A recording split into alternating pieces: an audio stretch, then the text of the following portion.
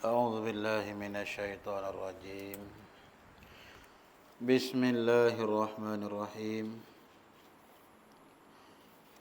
الحمد لله رب العالمين، والصلاة والسلام على أشرف الأنبياء والمرسلين سيدنا محمد وعلى آله وصحبه أجمعين. سبحانك لا علم لنا إلا ما علمتنا إنك أنت السميع العليم. ولا حول ولا قوة إلا بالله العلي العظيم. رب اشرح لي صدري ويسر لي أمري واحلل عقدة من لساني يفقه قولي. ولا حول ولا قوة إلا بالله العلي العظيم. إلهي أنت مقصودي ورضاك مطلوبي، أعطني محبتك ومعرفتك.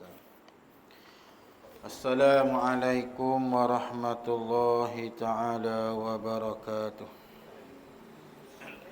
الحمد لله والشكر لله على نعمة الإيمان والإسلام والإحسان. Berkata Tuan Syekh Imam Ghazali rahimahullahu ta'ala di dalam kitabnya Bidayatul Hidayah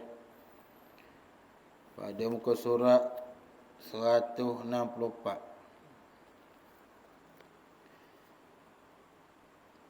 Maka hendaklah engkau renungkan baik-baik perkara yang terkandung di dalam hadis ini. Wahai orang yang gemar kepada ilmu pengetahuan. Hadis mana? Hadis yang disebut oleh Said yang disebut oleh Imam Ghazali rahimahullah hak kisah dulu. Hadis-hadis yang telah disebut tentang tipuan daya syaitan. Mana kata bagi orang yang nak mencari, bagi orang yang nak perkara renungkan baik perkara yang terkandung dalam hadis ini, wahai orang yang gemar kepada untuk belajar ilmu pengetahuan. Walaupun belajar ilmu pun Imam Ghazali kata kena berhati-hati juga. Bukan kata bila kita ada ilmu belajar dah apa selesa dah. Kena berhati-hati juga. Bukan setakat orang dak belajar, orang belajar ilmu pun Imam Ghazali kata hendaklah kamu renung-renung dan berhati-hati. Apa supaya kamu tidak tertipu oleh tipuan daya syaitan akan perkara yang disebut oleh hadis Nabi sallallahu alaihi wasallam. Dan kata Imam Ghazali rahimahullah, dan ketahuilah bahawasanya sebesar-besar sebab yang dapat mengukuhkan perangai yang jahat di dalam hati itu ialah menuntut ilmu. Dia kata, Imam Ghazali kata sebesar-besar sebab yang dapat mengukuhkan perangai jahat. Mana kata walaupun belajar ilmu, perangai jahat tak boleh hilang juga.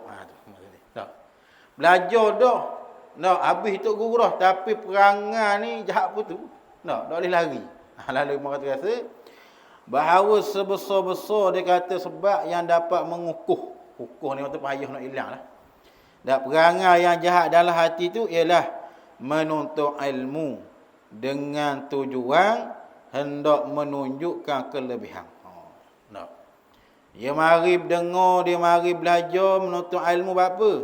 Kerana nak menunjukkan kelebihan, kata dia ada kelebihan. Kelebihan ilmu tersebut. Orang kata ni pandangan khilaf ulama, tak ada khilaf, tak ada hadis ni datang daripada hadis Nabi. Tapi kalau siapa tanya dia, dak ni hak khilaf, mana hadis Nabi tak ada dah lah. Tengah-tengah tu. Dan dengan tujuan supaya pandai berbicara, kerana supaya apa belajar, supaya pandai cakap. Tu. Belajar ilmu mantiq, ilmu ma'ani, ilmu pandai cakap, pandai nak khilaf orang. Orang kata gitu je kau ni. Orang kata gini, apa ni ilmu ada, ilmu nak mematikan hujah orang ada. Ilmu tu ialah satu ilmu fardu kifayah. Kalau sekiranya nak mematikan hujah yang supaya mengukuhkan agama lain.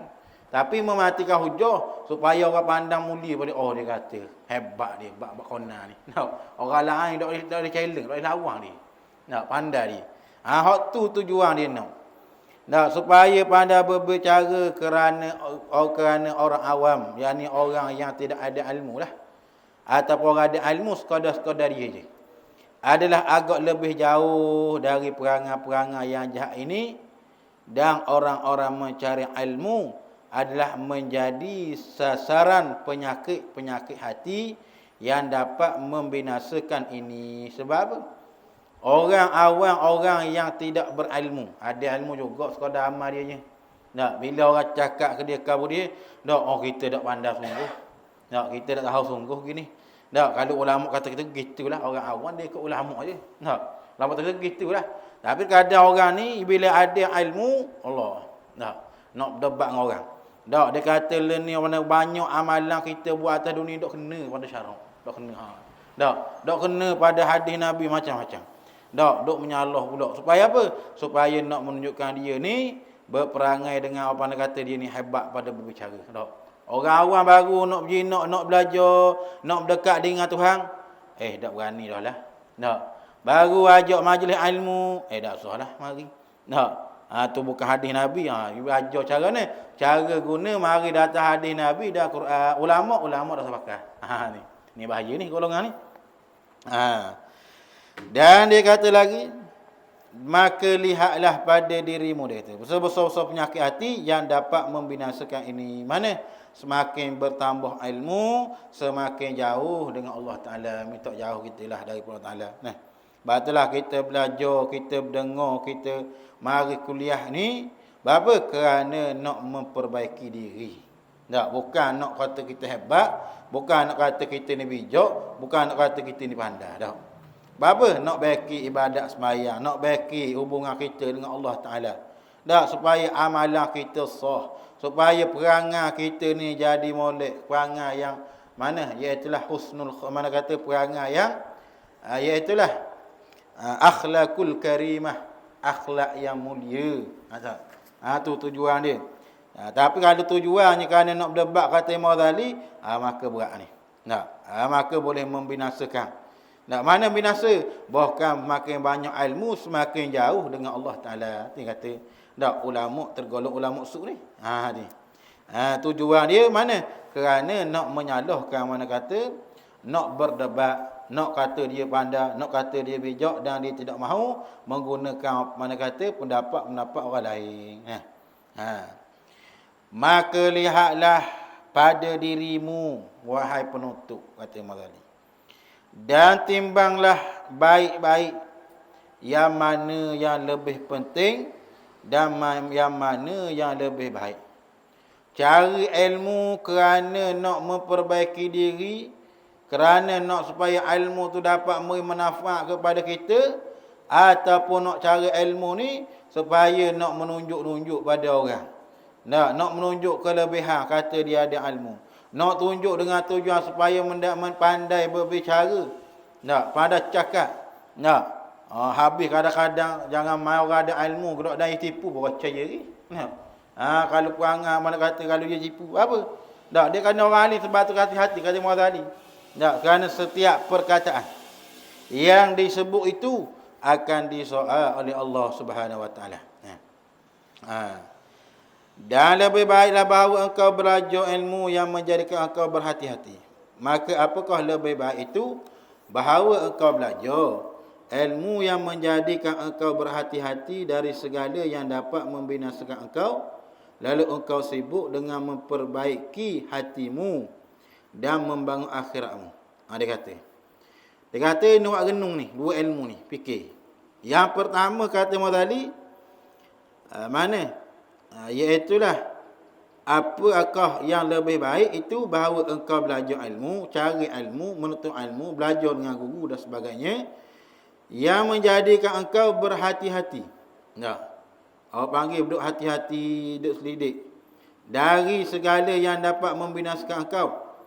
Lalu engkau sibuk, mana kata, menjadikan engkau berhati-hati daripada segala yang membinasakan mana? Seperti boleh mudah hukum orang. Tak, mudah-mudah mana kata mana kata mari sifat-sifat ujuk riak yang boleh membinasakan kamu. Tak, berapa tujuan belajar ni? Orang panggil nak berhati-hati. Macam orang belajar buku lah. Tak, berapa baca belajar buku ni? Kerana nak tahu mana jejak lakah binatang tersebut. Tak. Kalau orang dok belajar bab buku kok, mana? Dok ikut dambah gambar langgar burung kejang lari belaka lah. Sebab tu orang kita ni biarlah kita menjadi pemburu syaitan. Tak. Biar tahu lagu mana kita nak buru syaitan ni. Tak. Bila tahu lagu mana nak mana kata nak mengetahui akan jejak lakah syaitan. Syaitan tipu daya gini. Ni nampak syaitan nak kalih ni. Tak, kadang-kadang kita buat amal ibadat, mari berasa ujuk, rasa heran dari, aku ni bagus. Lalu kita pun sedar, ngaji sifat ni tak boleh ni. Tak boleh sifat ni. Tak, syaitan ni pandai sungguh mana kata nak kali. Tu tujuan ngaji, tu belajar. Biar tahu, biar syaitan mari pujuk rayu gini, mari berasa bangga bila buat ibadat bukan kerana Allah Ta'ala. Allahu Akbar. Tak ada kau puji aku ni, tak ada kau pandang aku ni, mulia ke hebat ke aku sembahyang ni. Contohnya. Maka bila dia belajar, dia tahu. Hak ni orang panggil riak ni. Tak, buat ibadat bukan kerana Allah Ta'ala. Buat ibadat kerana nak kepentingan manusia. Tak boleh. Tak. Lalu dia boleh, mana kata, berhati-hati dalam melakukan tindakan. Tak. Mana kata dia boleh menepis akan segala kecelaan yang ada dalam diri dia. Yang pertama. Tak. Lalu apabila dia berhati-hati segala yang dapat membinasakan engkau, lalu engkau sibuk dengan memperbaiki hatimu dan membangun akhiratmu. Lalu bila mu tahu dengan segala ilmu akhirat, maka mu berhati-hati dalam tindak balasmu. Tak, perkara yang boleh merasakanmu dan membaiki akan hatimu. Mana? Baiki hati, banyak ujuk, banyak sum'ah, banyak suuzon, banyak mana kata riak, takabur dan sebagainya ada hatimu. Dan dalam masa sama dan membangun akhiratmu. Mu cari bagaimana amalan supaya nak membersihkan hati. Bagaimana cari amalan untuk nak pelihara hati. Supaya hati ni ingat pada Allah Ta'ala. Supaya hati ni tidak cenderung kepada perkara-perkara yang mana kata mazmumah, yang jahat. Tu mana tu? Itu yang pertama. Cara ilmu untuk berhati-hati.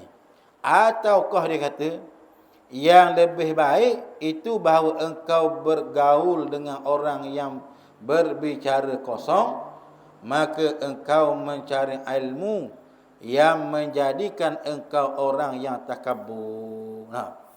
Mana? Ataupun dia kata lebih mana lebih baik? Yang kedua ni lebih baik itu bahawa engkau bergaul dengan orang yang jenis sembang kosong. Bagaimana kata berbicara ni kalau kita sembang lah. Orang panggil bagian sembang. Tu kalau betul sembang tu, tak boleh pakai tu. Duk dengan dia sembang je, tu mana ada pakai tu. Mana tu berbicara kosong. Tengok orang ni sedap cakap ni. Susu waktu baik. Kita nak kena belajar juga biar boleh cakap macam dia. Tu tujuan dia. Nak supaya pandai cakap macam orang ni. Bukan tujuan nak memperbaiki dia tak. Lalu dia kata maka engkau pun mencari ilmu yang menjadikan engkau orang yang takabur. Bila orang pandai cakap, orang sanjung. Bila orang sanjung, dia kata hebat dia bahagian pidato, hebat bahagian cakap. Maka menjadi takabur. Dia kata tengok. Kuasa ni tak ada dah orang lawan. Kita hak pandai cakap kita. Kita cari dah kapur ni. Siapa dia hak pandai cakap? Kalau bahagian-bahagian usang-usang besar-besar kita belah ke cakap orang lain tak pandai cakap. Apa panggil bersifat dengan takabur, sombong. Dan lagi pula dia kata, dan menyebabkan menjadikan engkau riak. Semakin belajar semakin jadi riak. Apa? Dan boleh cakap pandai, ingin puji manusia Allah. Dia kata ustaz tu ngajar sedap sungguhlah. Tu. Orang lain tak boleh ngajar tadi nak sedap sungguh. Contohnya. Tu. Tak, bukan tujuan belajar untuk mendapatkan redha Allah Ta'ala. Kerana riak nak tunjuk kata pandai, nak tunjuk kata bijak. Ataupun dia ni belajar baru 2-3 hari. Belajar baru 2-3 hari, lepas tu Nah, kadang-kadang orang ni belajar kalau gini orang ni belajar lama tu. Ada 2-3 hari ataupun baru mana kata pandai baca lagi, pandai baca. Nah, boleh tengok hadis, boleh tengok Quran. Oh, ni dah memang perkara ni salah sungguh orang nak buat. Nah, betul. Nah, bukan belajar dengan tu guru pun. Dah belajar dengan tu guru. Jadi guru habis. Orang dah mikir gua ni. Nah, sebab apa? Kerana belajar tidak dengan guru. Nah. Kalau belajar guru pun bukan tujuan nak memperbaiki diri, tapi kerana nak menghukum orang. Nak hukum orang ni sesat, orang ni gini. Nah. Dan lagi pula dia kata dan membawa kepada hasad. Bila dan orang ni ada kerja dia belajar ilmu, ada takabur, dia akan timbul riak. Dia jakit dah. Bila timbul riak, dia akan terpaksa. Bila tengok dalam kampung ada orang baru balik, dia pun ni hebat ada dia lagi. Tak boleh ni.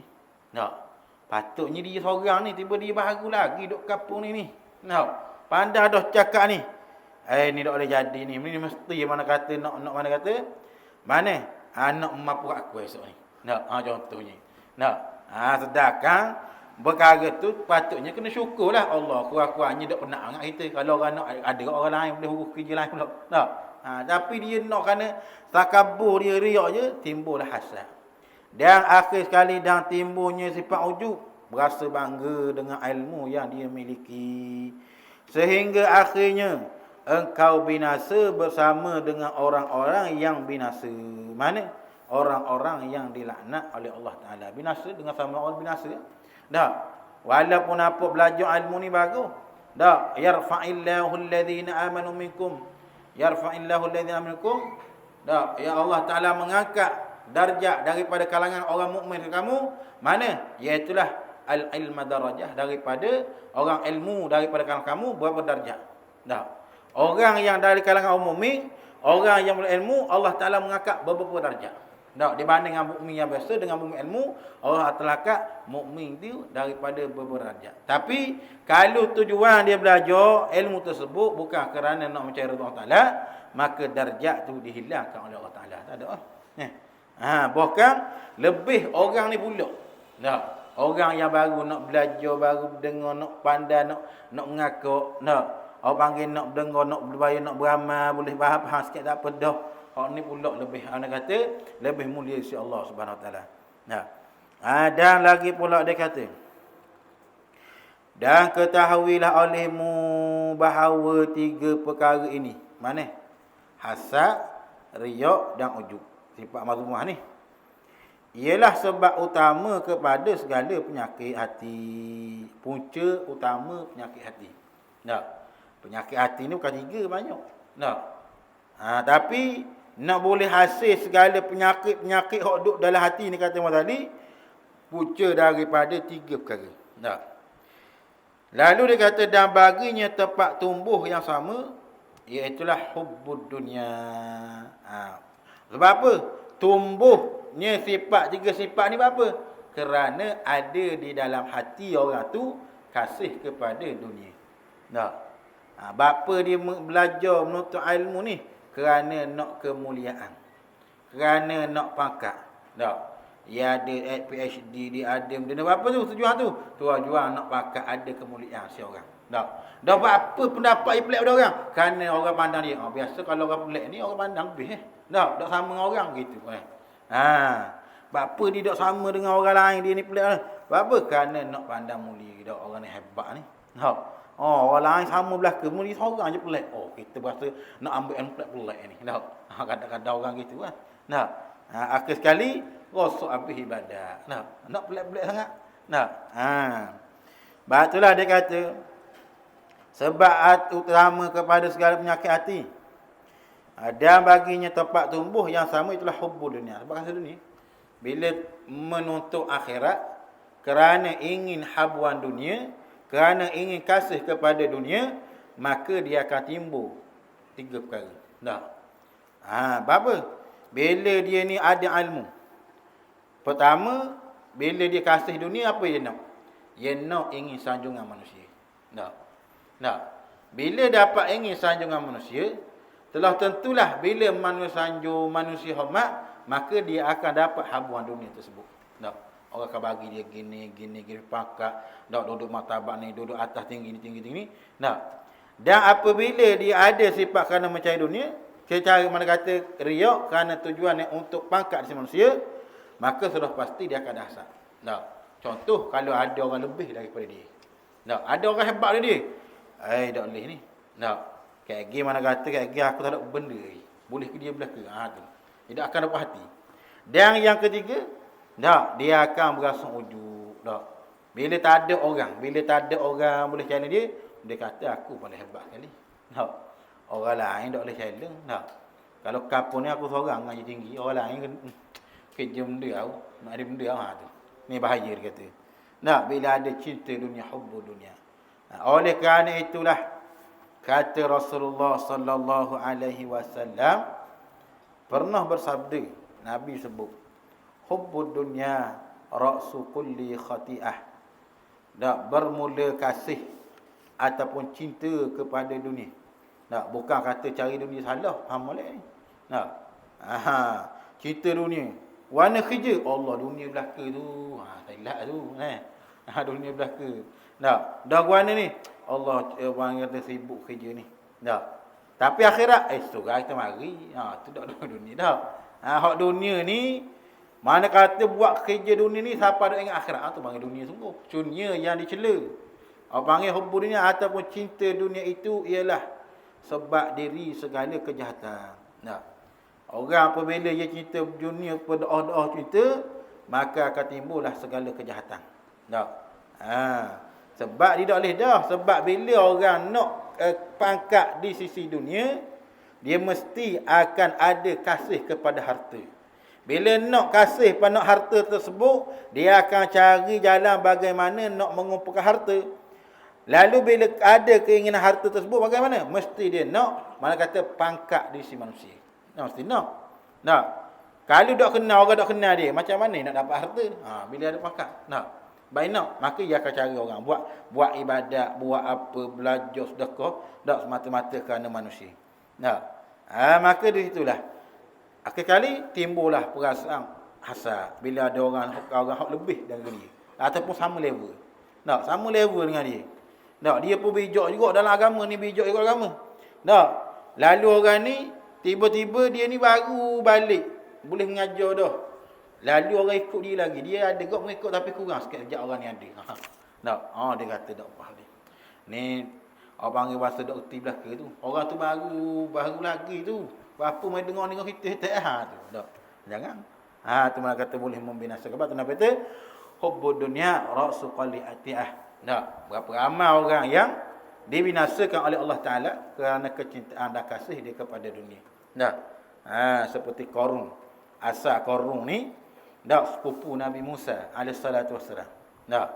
Apabila dia belajar dengan Nabi Musa buat emas. Nabi Musa ajar dia buat emas.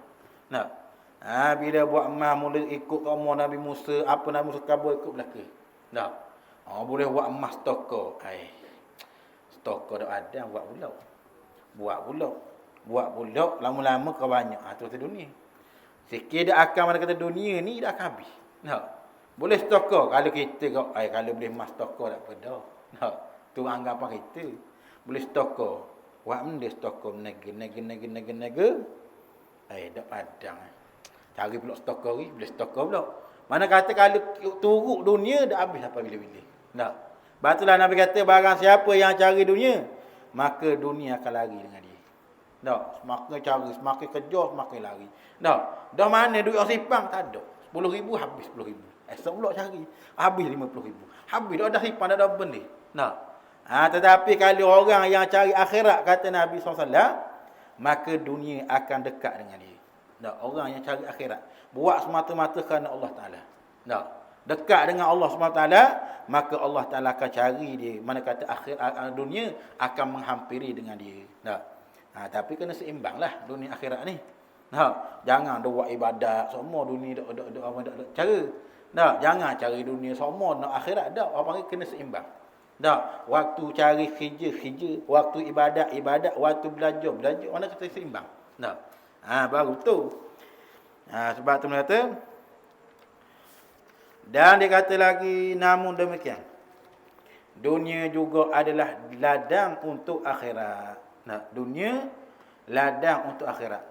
Sebab itulah orang apabila dia mati, dia tak ada dah ibadat. Nah, melainkan Nabi kata, idza mata ibnu adam inqata amaluhu illa min salasin. Apabila mati anak Adam, 3 perkara. Pertama, sedekah jariah. Dulu waktu dia hidup, dia pernah sedekah. Tak, dia buat amalan sedekah.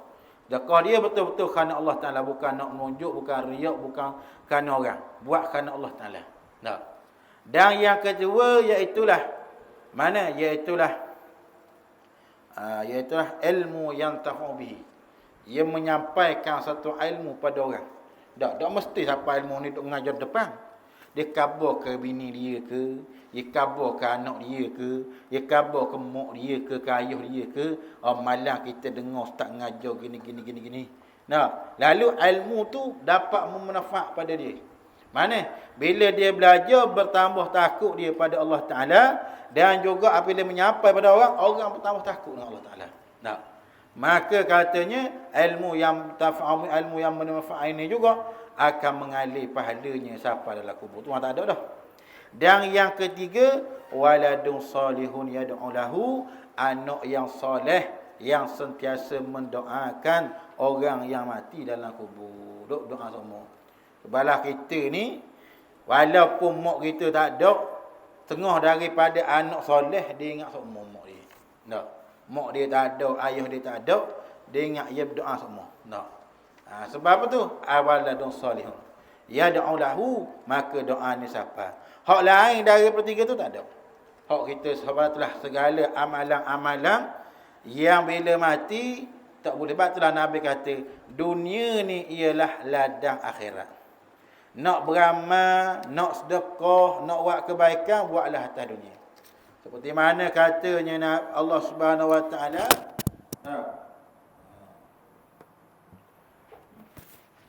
seperti mana Allah Subhanahu Wa Taala menyebut dalam Quran. Allah Taala kata,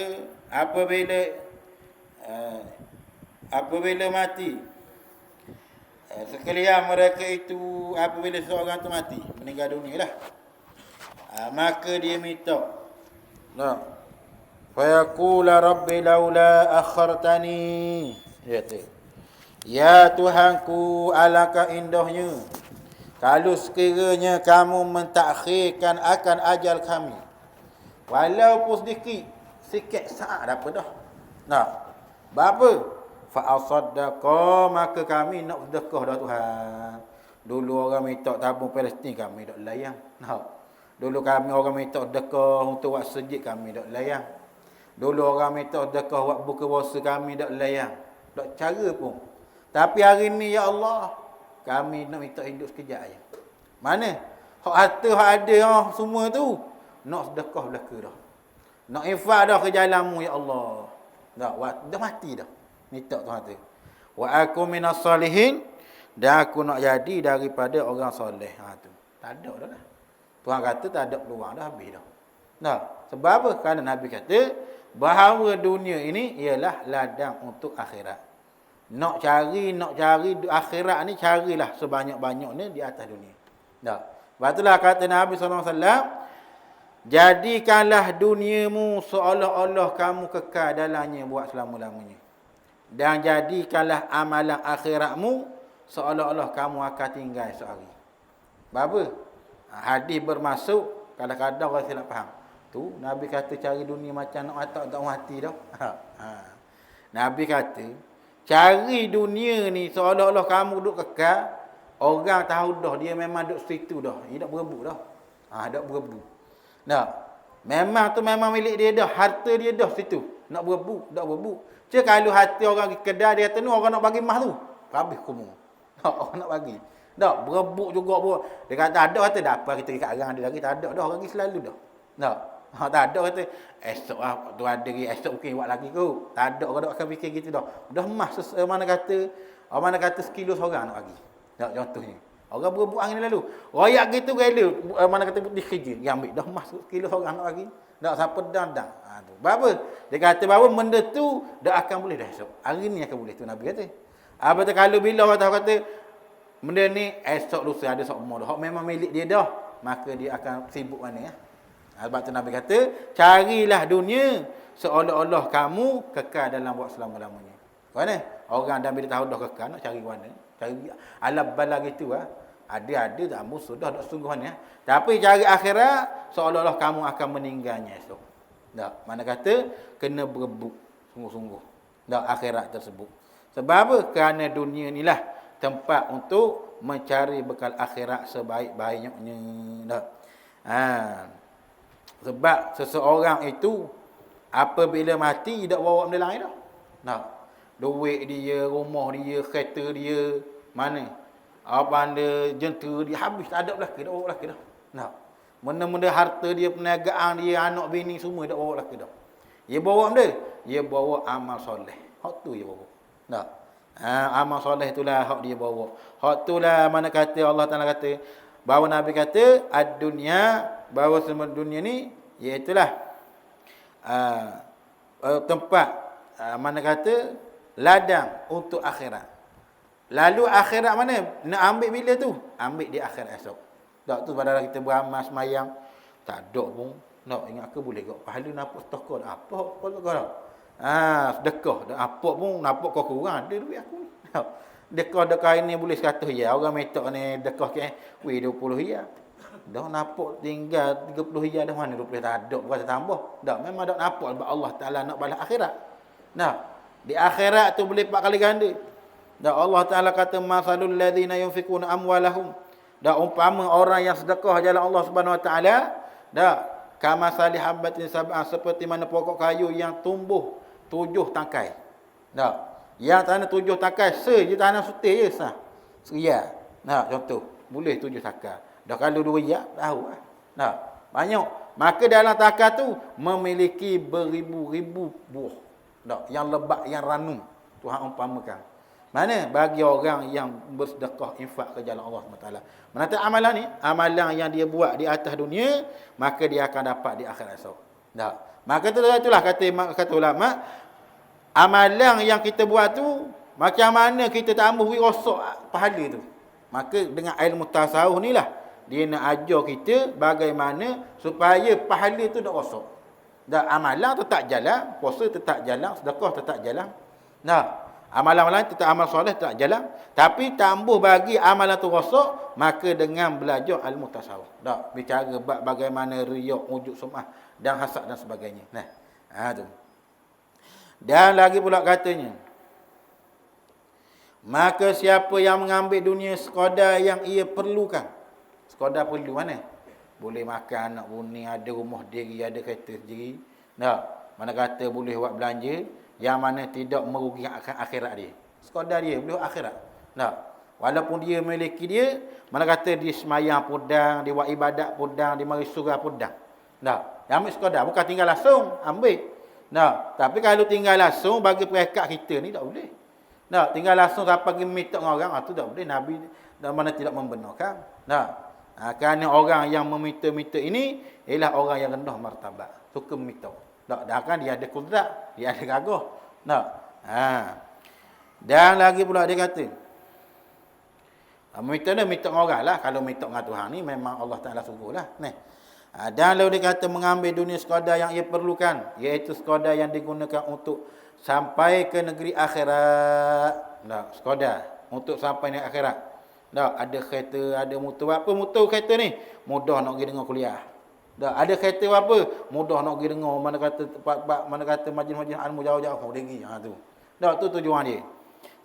Dan lagi pula tetapi siapa yang mengambil dunia hanya semata-mata untuk mencari kesenangan dan kebahagiaan di dunia, maka dunia itu pasti akan membinasakannya. Barang siapa yang mencari dunia semata-mata, buat apa kerja? Kerja nak makan. Buat apa makan? Makan nak kerja. Buat apa kerja? Kerja nak makan hak tulis dah. Nak ulang hak tulis je. Tak. Pergi kerja habis-habis apa? Nak makan, nak jalan. Buat apa nak jalan? Esok nak kerja pula cari duit. Tak. Hak tulis je. Tu orang nak mikir akhirat. Kalau mikir akhirat, buat apa kerja? Tak. Nak makan. Buat apa nak makan? Nak kuat ibadat dengan Allah Ta'ala. Tak. Tu tujuan dia. Buat semata-mata kerana Allah. Bukan buat kerana semata-mata dunia hok jari, kerana nak kesenangan, kerana nak kebahagiaan, bukan. Tak. Kerana maka dunia itu pasti akan membinasakannya. Mana biasa? Semakin hari semakin jauh dia dengan Allah Taala. Tak. Bila orang dah ada duit ni, tak, dia saja yang akan ada pada diri seorang sifat bakhil. Sungguh. Tak. Asal dulu pada masa tak ada harta, tak ada mana, oh sedap tengok orang sedekah tu 50,000, hak tu 40,000. Kalau aku ada 40,000 duit ni aku sedekah selalu dah. Sedekah selalu dah ni. Tak cakap banyak dah, tapi ada arah duit tak ada ni. Tak. Takdir Allah Taala tebuk. Tak menega maju, jual maju. Tak. Dah masa tak ada duit tu sedekah, tak sedekah ke apa? Sebab tak ada duit. Duit ada, boleh je sedekah seria tu, tapi macam tak padang rasa nak sedekah. Tak, kadang-kadang setan ni pandang. Tak. Masa duk padang seria Allah, macam tak sabar kan sedia orang 50, 30,000. Kita seria je orang tak padang masa. Tak sedekah ke? Nah, akhir kali Allah takdir Allah Taala setan ni pandang. Tak, dia tipu bagi kita kaya sudah. Mana? 40,000. Dah lah letih. Siang hari kerja penat kepala otak duk mikir guana dapat duit, nak bagi kat orang muda bukan dia tu. Tak. Akhir sekali bagi kau, bagi 10 riyal. Tak. Tu. Nah, dia tiba apa pula ya? Hak ni kita ikhlas. Sudah dah dia. Nah. Tu. Tu. Apa mana kata? Tu pandai setan dia pandai. Nah, dia pandai tu supaya manusia ni tidak dapat mengerjakan amal, tak tertipu oleh golongan syaitan. Maka dia kata, tetapi siapa yang mengambil dunia, dan inilah sedikit yang kami sebutkan dalam bicara takwa yang zahir. Takwa hak zahir, hak nampak dua orang ni lah. Tak. Takwa zahir mana? Hak kita cari bekal akhirat tu. Tak, kita sedekah, kita buat amalan-amalan soleh, kita belajar Quran dan sebagainya, menuntut ilmu fardu ain dan sebagainya tu. Tak, amalan takwa yang zahir kata Mazali, yang merupakan permulaan jalan yang menuju hidayah mana? Tak nilah disebut. Tak, macam solat, mana kata waktu subuh, amalan mana dia buat? Tak, start bangun subuh, lepas tu lepas subuh, mata sebelum subuh sembahyang dulu sunat, mana kata sunat rawatib dah, mana kata sebelum subuh, lepas subuh batu mata sembahyang pula mana tu sunat duha, batu lepas duha baca pula Quran dan sebab doa lagu mana amalan lepas zuhur. Tu yang sebut ni mana kata cara untuk mendapat takwa zahir. Tapi kalau dia sebut kok dak makan dak tahulah itu. Tak. Sebut khabar pun dak jadi juga itu. Tak tahulah nak apa itu. Tak. Ni kata ni mana sebagai permulaan takwa zahir. Tapi kalau tak boleh buat juga ni, tak, ataupun tak boleh buat jugalah, walaupun tak boleh nak buat juga, walaupun sikit pun tak boleh juga. Maka dia kata, maka belum tentu lagi ada takwa yang zahir pada kita. Tak. Yang merupakan permulaan jalan yang menuju hidayah tu mula nak jalan, nak gatih. Tak. Kalau hak gatih pun tak boleh nak mula, hak lain tak payah. Tak. Macam orang nak menega menega hak sikit pun tak boleh nak buat. Hak nak menega besar lagi Tak. Tak berani. Kata waktu baiklah modal boleh 30 riyal apa dah. Tak 50 riyal apa dah menega sikitnya. Kata tak boleh buat. Tak. Ada pun jenis pesan ni ada tak? Tak padang 50 riyal. Buat banyak lalu Tak. Lepas tu sampai bila banyak lalu. Duit ada. Sampai bila-bila tak buat. Begitu dengan amalan. Berapa Allah sikit-sikit, Allah sikit yang maya duha. Tak boleh buat banyak lalu Tak pakai dak buat dah. Tak. Ada kalau buat pun buat hari ni, lepas tu pakai dak buat dah lah. Tinggal. Tak. Sebab itulah dia kata, merupakan perjalanan hidayah apabila engkau mencubanya. Mana cuba ni? Hak buat ni lah. Amalan hak kata tu, cuba-cuba buat. Belajar buat. Latihan diri supaya diri kita ni tak dapat mengerjakan apa yang disebut oleh Imam Ghazali. Merupakan permulaan jalan dan engkau pasti nafsumu dapat mengikutinya. Maka teruskanlah dengan membaca kitab Ihya'i Ulumuddin. Dia kata. Dia kata kalau sekiranya apabila kau mencuba buat amalan tadi lah, dan engkau pasti mendapati nafsumu dapat mengikut. Nafsu kita bila suruh dia buat kepada amalan soleh, suruh dia semayang, dia pun boleh buat. Dia suka dengan amalan-amalan sunat tu. Dia suka buat segala mana kata perkara-perkara sunat. Hak fardu pun dia suka juga. Maka barulah kamu dapat membaca, teruskanlah dengan membaca kitab Ihya'i Ulumuddin supaya engkau sampai kepada bicara takwa yang batin. Tapi nak dapat takwa batin tak dapat tidak, kena guru lah. Kena guru. dengan ada guru untuk membimbing dalaman ni. Dah. Kerana hak dalam batin ni kita tak tahu. Dah. Nak perjalanan batin ni dia perlu berhajat kepada guru. Nah. Sebab apa? Macam kita nak pergi Kuala Lumpur, kita tak tahu jalan. Dah. Jangan jalan highway, jalan bawah. Jalan Negeri Sembilan bawah. Dah. Jalan lekoh macam ular. Dah. Lalu jalan tu. Kita tak aja lalu. Orang kata jalan tu ada orang cerita sus jalan. Orang nampak dah pergi. Dah. Kita tak tahu situ lekoh dia memang lekoh kalau orang biasa pergi lekoh situ. Kalau silap mai setengah dak pandai berau. Padahal anu terlalu lah. Tak silap jejak dia raju sikit berau. Tak. Sebab apa tak tahu. Macam kalau kita bawa rebah hak biasa dah. Tu mana guru hak ajar didik. Tak. Gini. Dia ajar sesudah kita. Maka kita pun dah orang tolong ajar dah kita pun bawa jelah. Tak, orang ajar siap dah. Malah lain lah kalau kita bawa diri, nak bawa diri kita payah. Tak. Mama pula kita ni orang baru nak berjalan. Lagilah. Kena ada orang tolong ajar. Macam budak baru nak berjalan. Tak. Ada orang ajar je. Adik atas jalan ni. Jalan se-se-te-te-te. Baru boleh jalan. Sebab tu dia kata. Dan kesenangan, kebahagiaan, maka dunia itu pasti akan binasakan. Inilah sedikit yang kami sebutkan bicara takwa zahir. Kemudian setelah itu, apabila hati nuranimu, hati nurani Hansan Bari dalam ni lah, telah engkau penuhkan dengan takwa, maka ketika itulah akan terbuka bagimu segala hijab antaramu dan antara Tuhanmu, dan akan terbuka pula bagimu segala cahaya makrifah, dan akan mengalir dari hatimu pancaran hikmah, dan akan jelaslah bagimu akan segala rahsia ilmu mulki, ilmu hak tinggi-tinggi, dan akan terbuka. Dan dikata lagi, maka ketika itu akan maka kemudian setelah itu apabila hati nuranimu telah engkau penuh dengan takwa. Wallahu a'lam. Maksudlah. Jadi itulah. Mudah-mudahan kita dapat beramal apa yang disebut oleh Mawzali Ta'ala.